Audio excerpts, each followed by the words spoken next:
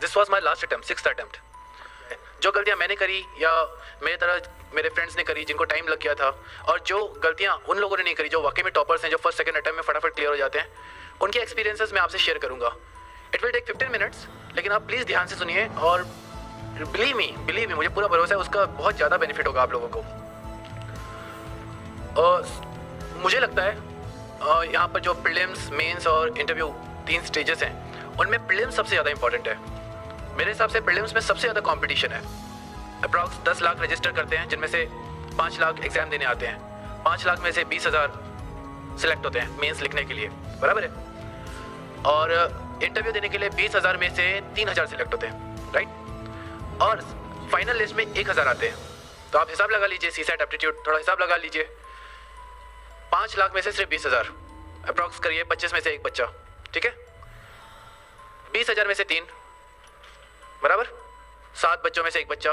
फिर इंटरव्यू में 3,000 में से 1,000 निकलते हैं, यानी 3 बच्चों में से एक बच्चा। यानी अगर हम इंटरव्यू पहुंच जाते हैं तो 3 में से एक तो पक्का ही है, तो चांसेस बढ़ गए ना पास होने के। लेकिन प्रीलिम्स में बहुत कम चांसेस होते हैं। दूसरा ये कि प्रीलिम्स में बच्चे जब फेल हो जाते हैं, जब नापास होते हैं, तो पूरा 1 साल लगता है अगले प्रीलिम्स आने में। लेकिन अगर प्रीलिम्स में पास हो गए तो इमीडिएटली 3.5-4 महीने में मेंस आती है, इमीडिएटली उसके बाद इंटरव्यू आता है। पूरा 1 साल का प्रोसेस कंटिन्यूसली चलता रहता है, तो बच्चे की पढ़ाई चलती रहती है।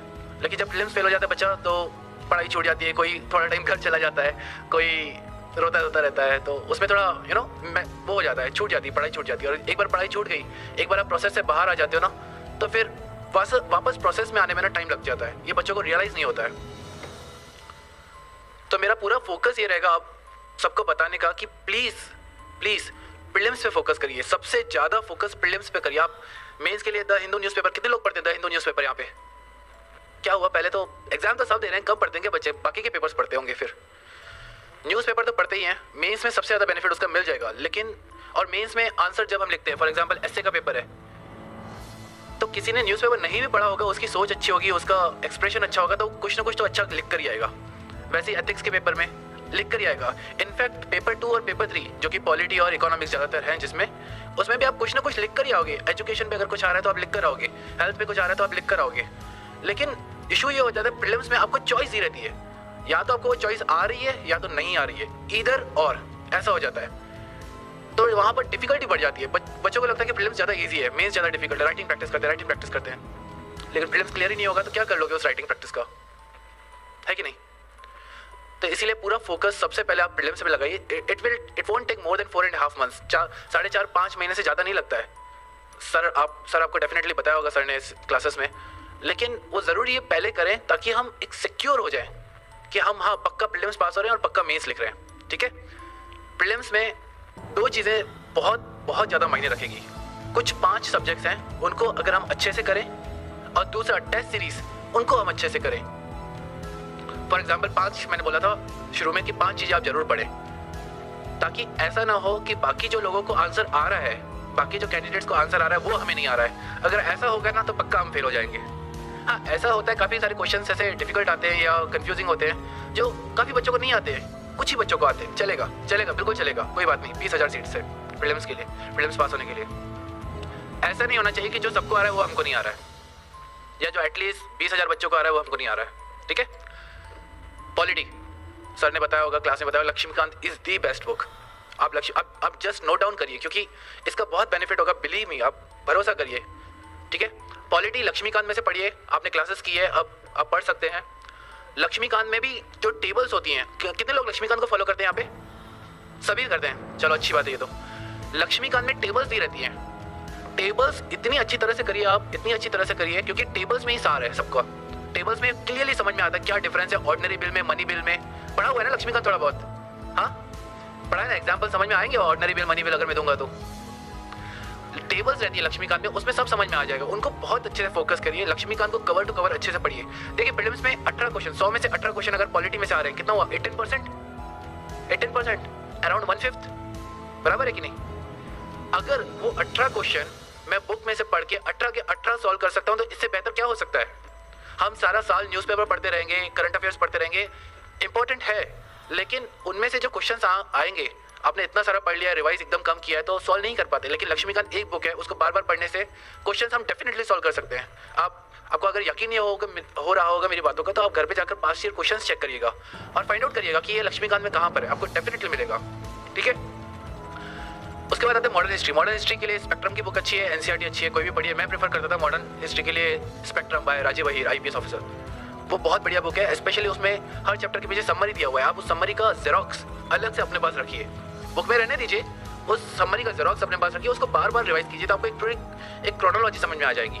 ठीक है, मैं ये आपको इसीलिए बता रहा हूँ क्योंकि देखिए पेप टॉक जो मोटिवेशनल स्पीचेस हैं, जो आपका मनोबल बढ़ाए, ऐसी स्पीचेस हम देंगे, टॉपर्स देंगे, लेकिन प्रैक्टिकल जो है बच्चे यहाँ से सुन के चले जाएंगे, लेकिन प्रैक्टिकल जब वो पढ़ाई करने बैठेंगे ना तब उनको बहुत दिक्कत आएगी।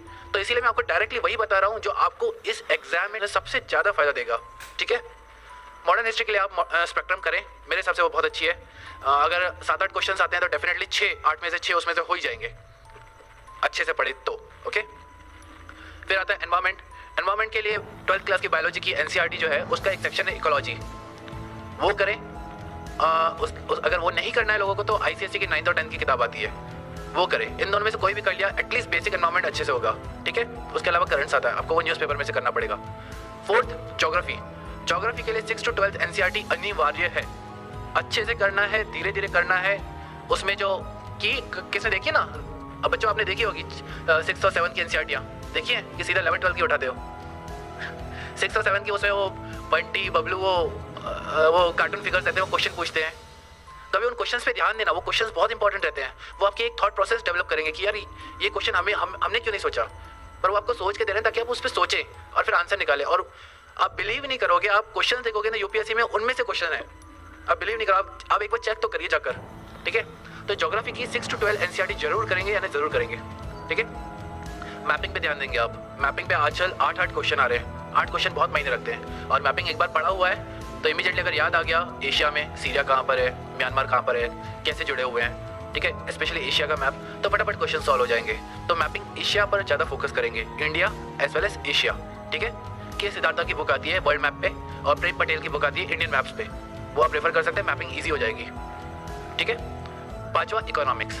इकोनॉमिक्स में शंकर गणेश IRS ऑफिसर है, उनकी बुक है। स्पेशली जो इंजीनियरिंग बैकग्राउंड से नहीं है उनके लिए शंकर गणेश बहुत अच्छी है। जो इंजीनियरिंग बैकग्राउंड से है मैं उनको कहूँगा Mrinal.org पे वीडियोस है, या सर की क्लास में बढ़िया हो जाता है, कहीं पर भी आप पढ़िए। इकोनॉमिक्स बहुत इंपॉर्टेंट है, इकोनॉमिक्स में से काफ़ी क्वेश्चन आते हैं, 15 क्वेश्चन आ जाते हैं। तो मैंने क्या सब्जेक्ट्स बताया, मैंने 5 सब्जेक्ट्स बताया आपको, polity, history, economics, environment and geography. कुछ भी हो जाए आप पहले ये 5 सब्जेक्ट अपने हाथ में रखिए, ये बेसिक सब्जेक्ट्स हैं। ये अगर नहीं आ रहे हैं तो हम पक्का फेल हो जाएंगे, बाकी आए नहीं आए ठीक है, ये नहीं आ रहा तो पक्का फेल होंगे। तो ये 5 सब्जेक्ट अच्छे से करिए।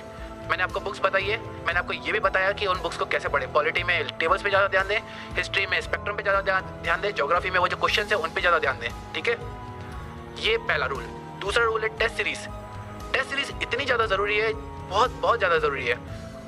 काफ़ी बार हम ओवर कॉन्फिडेंट हो जाते हैं या फियरफुल हो जाते हैं। ऑस्ट्रिच देखा, ऑस्ट्रिच एक बर्ड रहता है, ऑस्ट्रिच चलता है, लेकिन अगर उसके सामने कुछ भी बड़ा जानवर आ गया जिससे उसको खतरा है तो आपने वो मुंडी, क्या बोलते हैं, छचिंदर, क्या बोलते हैं उसे, चित्रमुर्ग, क्या बोलते हैं सर हिंदी में ऑस्ट्रिच को, चित्रमुर्ग, हाँ वो, हाँ वही, वो मुंडी घुसा देता है, डर ये डर गया अंदर। ऐसा नहीं करना है, ये जनरली बच्चों में मैंने देखा है, मुझ में भी था, बिलीव मी। टेस्ट कब देना है यार, एक बार पूरा बुक कंप्लीट हो जाए, एक बार पढ़ लो उसके बाद टेस्ट देना है। ये प्रोक्रेस्टिनेशन, ये वो हम ना पोस्टपोन कर दें चीज़ें क्योंकि हम डरते हैं, हमें डर लगता है। लेकिन मैं आपको बोलूँगा आप टेस्ट सीरीज आज से, स्पेशली 2016 में दे रहे हैं, आज से रोज़ 30 क्वेश्चन तो एटलीस्ट करिए, पास्ट ईयर पेपर में से करिए। सर के सिनर्जी की टेस्ट सीरीज लीजिए, insightonIndia.com के मार्केट में टेस्ट सीरीज अच्छे अवेलेबल है, वो कम से कम 30 क्वेश्चन करिए। 30 क्वेश्चन रोज करोगे ना तो समझ में आ जाएगा कि गलती कहाँ पर हो रही है, और ज़मीन पे रहेंगे, हवा में उड़ जाएंगे। नहीं तो यार पॉलिटी लक्ष्मीकांत पूरा बुक हो गया, 2 बार 3 बार हो गया यार, हो गया बस मेरा। तेरा कितनी बार हुआ यार, मैं तो कंप्लीट नहीं हुआ है। बुक कंप्लीट करना डजंट मीन कि आपका सब्जेक्ट कंप्लीट हो गया। टेस्ट में अच्छे नंबर आना उससे पता चलता है कि आपका सब्जेक्ट कंप्लीट हुआ है कि नहीं वाकई में। ठीक है, तो आज 2 रूल आप जरूर यहाँ से सीख कर जाएंगे। एक तो वो 5 बुक्स या 5 सब्जेक्ट जो मैंने बताए, आप बिल्कुल उन बेसिक बुक्स पे फोकस करेंगे। और दूसरा जो टेस्ट सीरीज है, आज ही आप जो भी टेस्ट सीरीज है अच्छे लगाएं। अगर नहीं लगा पा रहे तो उनके पेपर्स अपने पास अरेंज करें कहीं से भी, और रोज 30 क्वेश्चन तो एटलीस्ट मिनिमम 30 क्वेश्चन करें, क्योंकि कुछ 75-80 दिन बचे हैं। अगर थोड़े ज़्यादा दिन होते तो मैं बोलता कि 10, 15, 20 करिए, तो थोड़ी ज़्यादा करिए। 2016 वाले, 2017 वाले आराम से 20-20 कर सकते हैं रोज, ठीक है। ये 2 चीज़ें। उसके अलावा मैंने बताया आप एक ही चीज़ को बार बार आप रिवाइज करेंगे, बार बार रिवाइज करेंगे ताकि अर्जुन जैसा फोकस आ जाएगा। और सेल्फ स्टडी, लाइब्रेरी में बैठ के क्लास में आप सीख ले जाके, लेकिन उसके बाद अपने घर में रूम में जाइए, लाइब्रेरी में जाइए, कहीं पर भी जाइए, बैठ के सेल्फ स्टडी करिए, उसी चीज़ को पढ़िए, इत्मीनान से पढ़िए, शांति से पढ़िए, कर सकते हैं। देखिए मैं बता रहा हूँ, ये मेरा 6th अटेम्प्ट था। CA भी दिया है मैंने और ग्रेजुएशन भी दिया और स्कूलिंग तो ऑब्वियसली की है, सबने की है। और हम सबके साथ ऐसा हुआ ही होगा कि यार स्कूल में भी फेल हो रहे हैं, ठीक है, नंबर कम आ रहे हैं, 12th यार बहुत डिफिकल्ट है, 10th बोर्ड, 12th, फिर ग्रेजुएशन आ गया। फिर चलो ग्रेजुएशन तो आजकल वो शार्प नोट्स आते हैं तो फटाफट हो जाते हैं, जिसका कॉमर्स होगा। उसके बाद CA में आ गया तो ऐसा लग रहा था कि यार ये तो बहुत डिफिकल्ट है, बराबर है, वो भी पार कर लिया। और उसके बाद UPSC पार कर लिया। पहले वो भी लग रहा था यार कितना डिफिकल्ट है। मुझे अभी ऐसा लगने लगा है कि हम सब में है वो बात, जो पोटेंशियल बोलते हैं ना, जो एबिलिटी बोलते हैं, वो है कि हम कर सकते हैं। दिक्कत ये कि हम खुद को चैलेंज नहीं करते, ना ही हमको कोई चैलेंज नहीं करता कि भाई एक बार किसी ने चैलेंज करके तो करके दिखा रहा है तो चढ़ के दिखा इस पे। किसी ने कर दिया चैलेंज तो हम कोशिश पूरी लगा देते, जान लगा देते चढ़ने के लिए, लेकिन जब तक कोई चैलेंज नहीं करता फिर हम चढ़ते नहीं है, बराबर है कि नहीं। तो ये चैलेंजेस है, ये चैलेंजेस आपको ऊपर लाएंगे। ये जो UPSC की जो प्रोसेस है ना, बिल्कुल ऊपर लाएगी। मैं जब CA इंटर में था तो मैं सर के पास आया था, अतुल सर के पास। सर को शायद याद नहीं होगा क्योंकि काफ़ी टाइम हो गया। तो हमारे CA, जब हम CA इंटर यानी CA PE2 पास होते हैं और CA फाइनल की एग्जाम होती है, उसमें 3 साल होता है गैप, और 3 साल में हमको आर्टिकलशिप करनी पड़ती है। तो मैंने कहा यार बहुत टाइम है, 3 साल, तो चलो UPSC करते हैं। तो अतुल सर के पास आया था तो सर ने बोला कि क्या प्लान है, क्यों करना चाहते हो ये वो। तो मैंने बोला कि सर ये ऐसा है, 3 साल है। सर ने सुना, सर समझ गए कि ये तो। फिर सर ने बोलना शुरू किया कि तुमने क्या समझ के रखा है UPSC को, ऐसे ही हो जाता है क्या, तुम्हारे जैसे लोग आ जाते हैं UPSC करने, ये वो। मैंने कहा अरे बाप रे क्या बम्बार्डिंग हो रहा है। घर पे गया, अरे बाप रे, मेरे फ्रेंड्स पूछ रहे थे यार क्या हुआ, किसने क्या बोल दिया तुझे। मैंने कहा यार ऐसा हो गया यार, तो बड़ा उदास निराश हो गया था। लेकिन आज मुझे वो बात रियलाइजेशन होती है कि वो सही था। सिंसियर एफर्ट्स और ऑनेस्टी अपने पढ़ाई के प्रति कि एक गोल है। देखो डिफिकल्ट नहीं है, मैं ये नहीं बोलूंगा ये रॉकेट साइंस है। ज्योग्राफी यार बच्चे पढ़ रहे हैं यार, 12th क्लास के बच्चे पढ़ रहे हैं, 6 to 10 वो हमको पढ़नी पड़ रही, तो क्या डिफिकल्ट है क्या? नहीं है, डिफिकल्ट नहीं है, बिलीव मी। लेकिन वास्ट बहुत है, इतना वास्ट है ना, इतना वास्ट है कि आप एक सब्जेक्ट उठाते हो, जब दूसरा खत्म करते हो, तीसरा खत्म करते हो तो पहला भूल जाते हो। तो ऐसा होता है। तो आपको कंटिन्यूअसली उसको बार बार रिवाइज करते रहना ताकि हमको याद रहना वास्ट सब्जेक्ट्स।